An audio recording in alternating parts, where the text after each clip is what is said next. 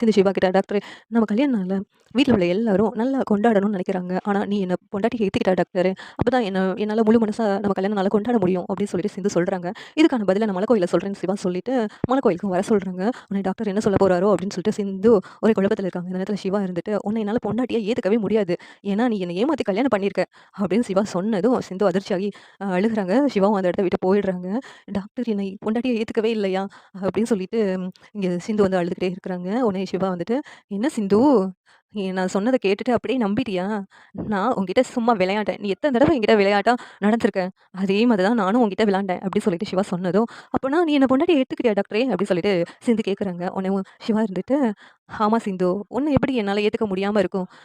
ஆரம்பத்துல நீ பண்ண காரியம் எனக்கு பிடிக்கல. என்ன ஏமாத்தி கல்யாணம் பண்ண. அத நினைச்சு நான் வருத்தப்பட்டுருக்கேன். அந்த ஊர் முன்னாடி என்ன அசிங்கப்படுத்தியிருக்க. அதெல்லாம் நினைச்சு ரொம்ப வருத்தப்பட்டுருக்கேன். ஆனா, நீ கல்யாணம் பண்ணது ஒரு விதத்துல நல்லா தான் போயிடுச்சு. அந்த சினேகாவ இல்லன்னா நான் கல்யாணம் பண்ணியிருந்திருப்பேன். அவ எப்படிப்பட்டவன்னு சொல்லிட்டு போக போக தான் எனக்கு தெரிய வந்துச்சு. ஒரு விதத்துல நீ என்ன காப்பாத்திருக்கன்னு கூட சொல்லலாம். இங்க பாரு சிந்து, உன்ன மாதிரி ஒரு பொண்ண கல்யாணம் பண்றதுக்கு நான் தான் கொடுத்து வச்சிருக்கணும். அங்க ஐ லவ் யூ சிந்து அப்படின்னு சொல்லிட்டு சிவா வந்து சிந்து கிட்ட சொன்னதும், டாக்டரே ஐ லவ் யூ டூ அப்படி சொல்லிட்டு ரொம்ப சந்தோஷப்பட்டு சிவாவ ஹக் பண்ணிடுறாங்க. இங்க இவ்வளவு சந்தோஷத்தோட வீட்டுக்கு போறாங்க. அங்க என்ன நடக்க போகுது? இந்த சிந்துவ பத்தின உண்மையெல்லாம் தெரிய வரப்போகுது. இந்த சிந்துவும் வீட்ட விட்டு போக போறாங்க. இந்த சீரியல் எப்படி இருந்தா நல்லாயிருக்கும் நீங்க நினைக்கிறீங்கன்னு கமெண்ட் பண்ணுங்க. இந்த வீடியோ பிடிச்சிருந்தா லைக் பண்ணுங்க, ஷேர் பண்ணுங்க, சப்ஸ்கிரைப் பண்ணுங்க. Thank you.